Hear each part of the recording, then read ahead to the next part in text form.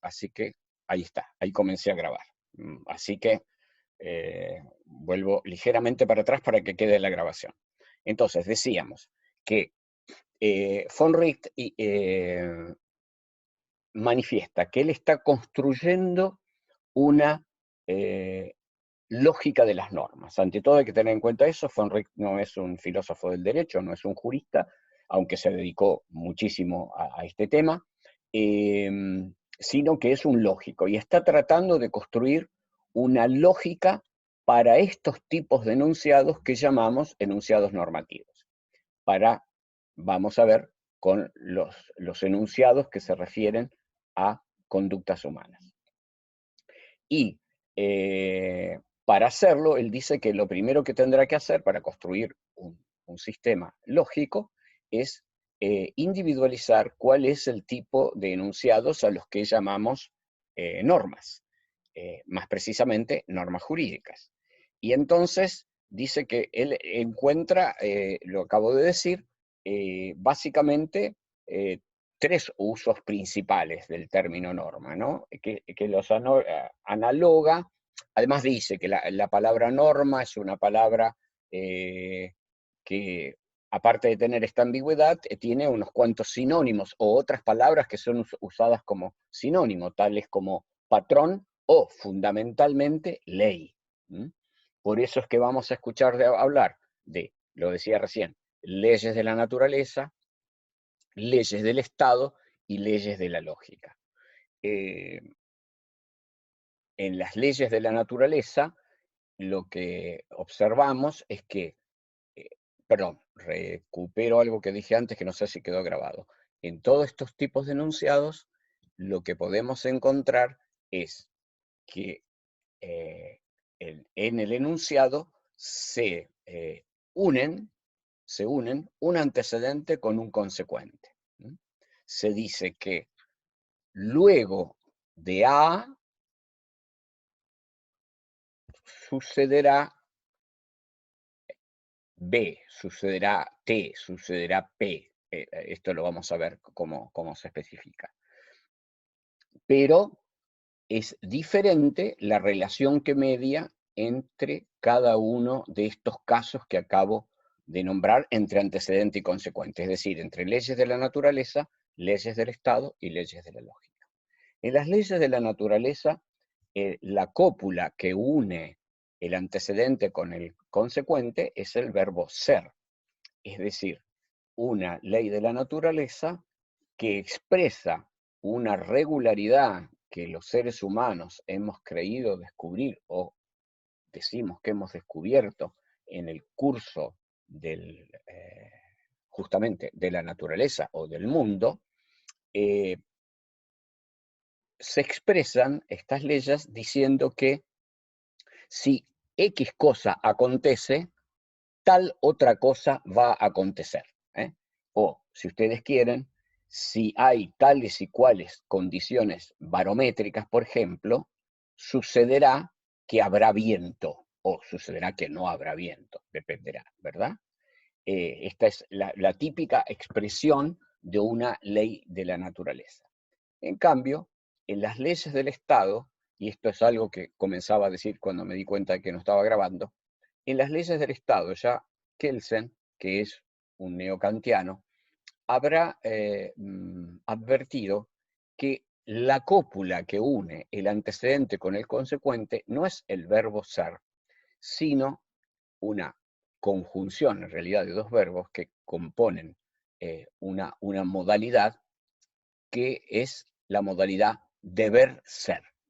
O, si ustedes quieren, si lo tomásemos tomando solo el verbo ser, será,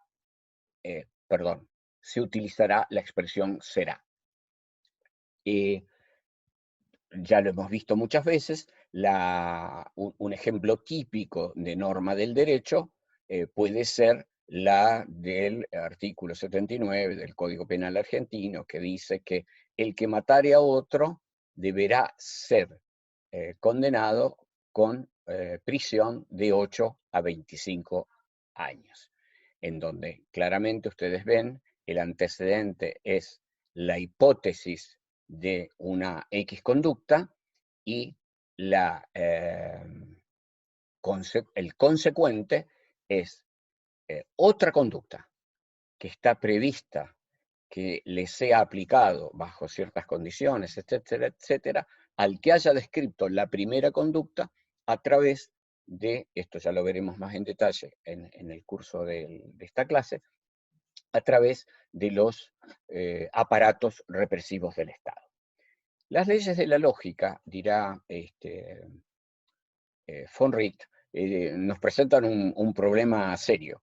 De una parte, no podemos decir que las leyes de la lógica describen cómo pensamos, porque de hecho los seres humanos a veces piensan no siguiendo estas llamadas así normas o leyes. De la otra parte, tampoco podemos decir que las leyes de la lógica prescriben cómo debemos pensar, porque en realidad los lógicos o quienes se han ocupado de la lógica intentan mostrar que es la manera en que se debiera pensar para llegar a un resultado correcto.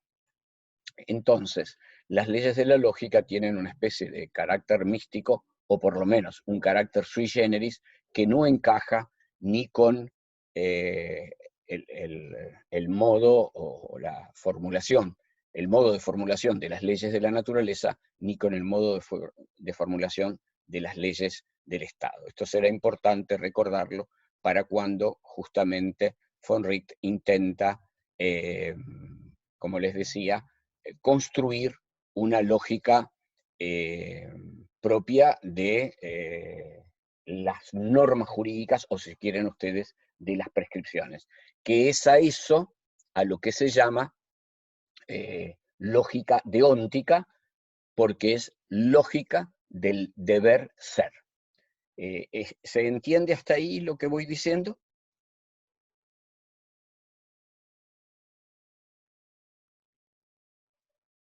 De acuerdo. Perfecto. Seguimos entonces. Entonces, justamente esta distinción de los planos del ser y del deber ser, Sein y Sollen en alemán, que no es lo mismo estrictamente, hay que decirlo, que ser y deber ser en español.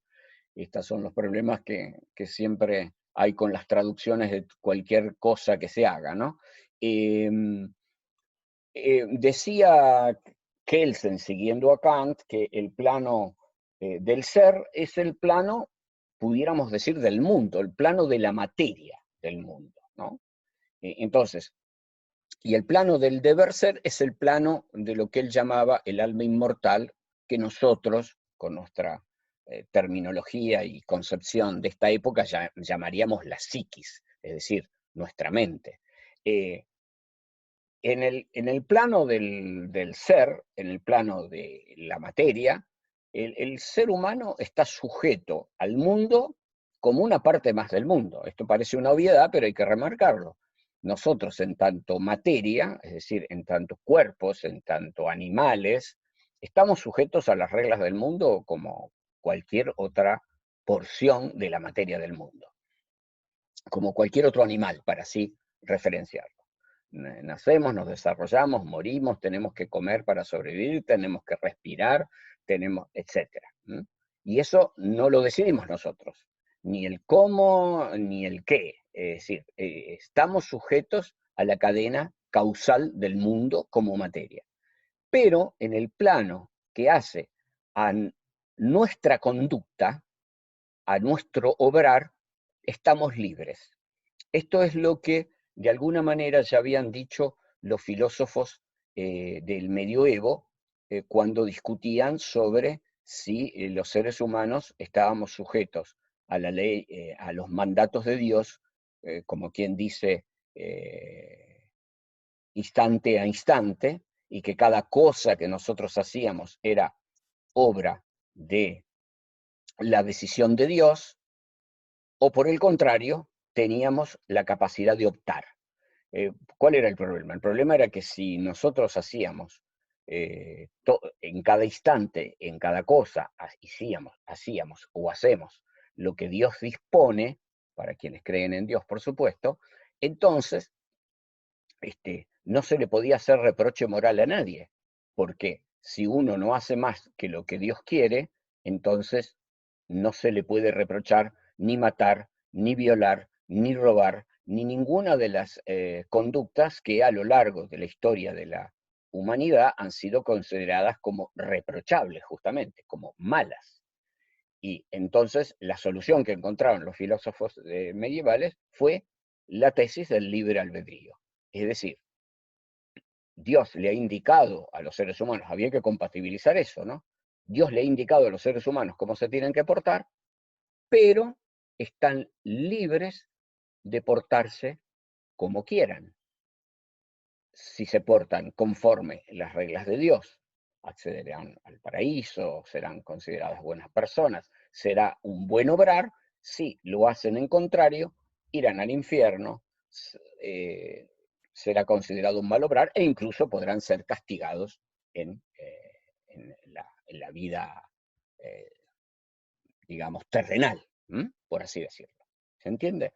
Entonces, esta distinción entre el plano del ser y del deber ser, Kelsen la usa para decir, el derecho y la moral se ubican en ese plano, en el plano del deber ser. Pero le quedará todavía por distinguir al derecho de la moral. Y dirá Kelsen que, recuerdo aquí, que mientras que la moral me indica directamente cuál es la conducta que se pretende de mí, me indica directamente cuál es la conducta que se pretende de mí, el derecho no hace esto porque la técnica del derecho es diferente. Mientras que la técnica de la moral, ya les digo, es directa y a lo sumo me puede prometer una sanción difusa de otra manera, que no se da a través de ningún procedimiento, ni tiene una específica, digamos, cuantificación, el derecho es, en cambio, una técnica de motivación indirecta. Indirecta quiere decir acá que el derecho mejor dicho, le imputa sanciones específicas a conductas específicas para que esas conductas, en definitiva, no sean realizadas, esta es la inversión, por los sujetos normativos. Estoy avanzando con algunos conceptos que ustedes ya conocen, no me detengo a explicar cada uno porque ya lo hemos visto en las unidades anteriores. ¿De acuerdo? ¿Esto se está entendiendo? Perfecto.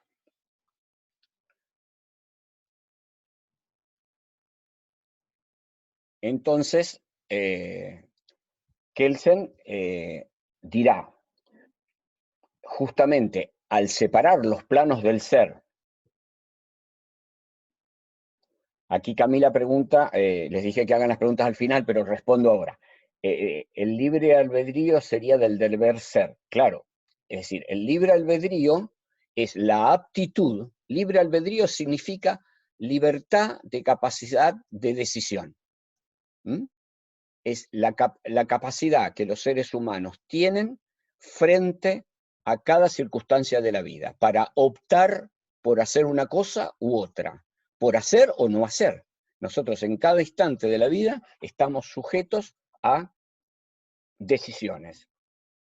Decisiones que que son siempre decisiones frente a normas de distinta índole.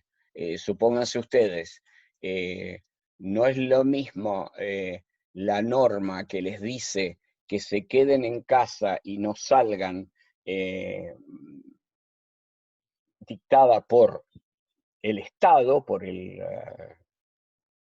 por el Parlamento, por el presidente de la República, etcétera, y que les amenaza con algún tipo de sanción para el caso que no le incumplan, que la norma que les indica el médico, que les dice no salgan de sus casas porque podrían contraer el coronavirus. Si se dan cuenta, la primera es una norma del Estado, la segunda, conforme la distinción que hace von Richt, es una norma técnica, es decir, una norma en la que el antecedente y el consecuente lo que expresan es un medio para alcanzar un fin, distinta de las normas del Estado, como les vengo diciendo, que unen un cierto hecho con una represión, con una sanción. ¿Eso lo han captado como diferencia?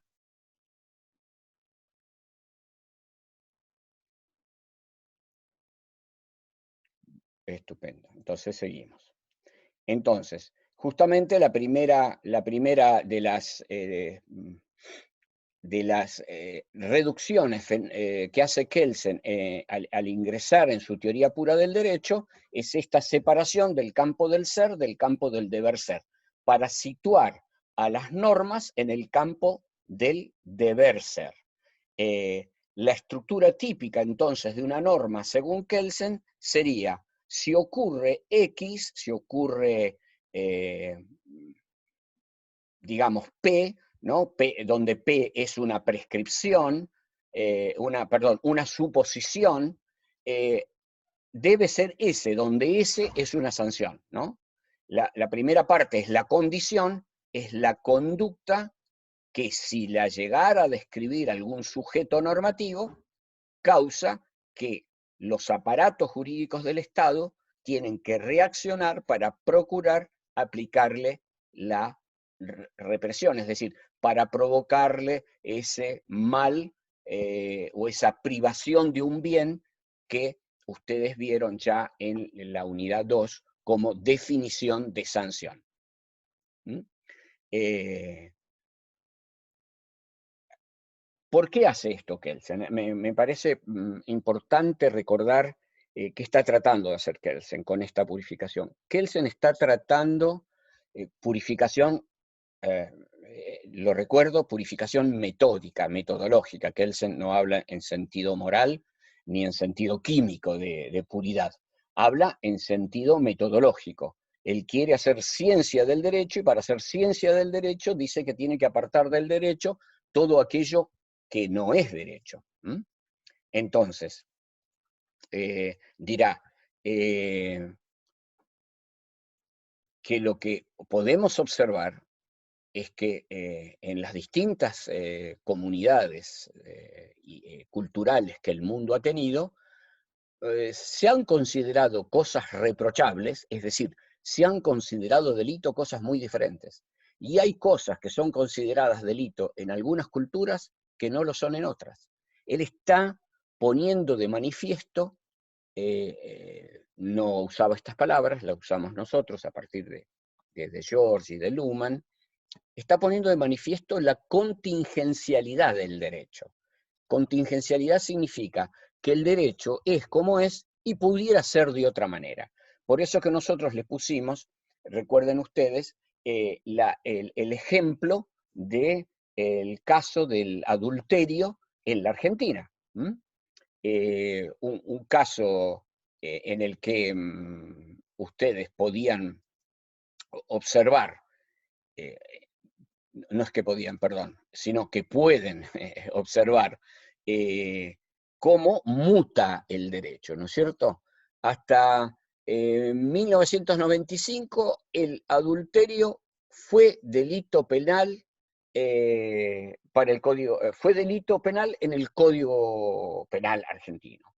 Y hasta 2015, es decir, hasta la sanción del nuevo Código Civil y Comercial, era causal de divorcio, porque además la cuestión del divorcio recogía la vieja idea de que para divorciarse había que tener una causa y entre esas causas estaban las faltas de respeto, podemos decir así, de un cónyuge hacia el otro. Y hoy esa concepción ha variado, y ha variado justamente porque se pasó a considerar que hay conductas de las personas que quedan reservadas al ámbito privado y acerca de las cuales el Estado no tiene que decir nada, acerca de las cuales el Estado no se tiene que meter. A ver, vamos a decirlo de manera muy, muy grosera, si quieren ustedes, para que se comprenda esto es qué significa que no se tiene que meter. Significa que el Estado no tiene que prescindir de decirle a los particulares, a los privados, si ser fieles o infieles está bien o está mal, o en todo caso, que la fidelidad o la infidelidad es una cuestión privada que la resuelven privadamente. Y esto es cómo se pasó a considerar a partir de la recuperación de la democracia, es decir, a partir de 1983, cómo se pasó a considerar y reinterpretar el artículo 19 de la Constitución Nacional. Es decir, el que dice que las acciones privadas de los hombres que no ofendan a la moral pública ni afecten a terceros están reservados a Dios y exentos de la autoridad de los magistrados. Esto es lo que ese es el principio que también lo hemos visto como principio de clausura, es la famosa cláusula escoba del sistema, me adelanto un poco a la unidad 4, en el que ese principio es el que cierra al orden, porque todo lo que no está jurídicamente prohibido significa que está jurídicamente permitido. ¿Entendieron eso? Abril, sí, después entran con el mismo ID y contraseña. Vuelvo a programar de la misma manera. Y sí, me está quedando 2 minutos, así que volvemos a ingresar como hemos hecho. Va a haber 5 minutos más o menos de espera porque se tiene que procesar la grabación y apenas se procese la grabación, reproceso y vuelvo a entrar en la misma aula. ¿De acuerdo? De acuerdo, gracias. Entonces, pasamos a la teoría de las normas de von Wright, este filósofo y lógico finlandés. Él, les recuerdo, trataba de hacer una investigación lógica con el propósito de construir una lógica de las normas a la que se llama lógica deóntica. Él va a identificar, así como la lógica proposicional tiene sus propios operadores modales, como pueden ser posible, probable, necesario, etc., las modalidades que los enunciados, que son prescripciones, tienen, son obligado, permitido y prohibido, u obligar, permitir y prohibir. Después podemos ver que en realidad 2 de ellas se podrían resumir en una, pero no les quiero complicar ahora porque además de lo que lean de von Wright, todo lo que tenga que ver con formulaciones lógicas específicas, es decir, formuleo lógico, no se los estamos pidiendo, eso necesita un estudio que no podemos dar aquí ahora. Lo que queremos que comprendan fundamentalmente es que hay un intento de construir una lógica de las normas para ver qué, para ver si es posible codificar el derecho de suerte que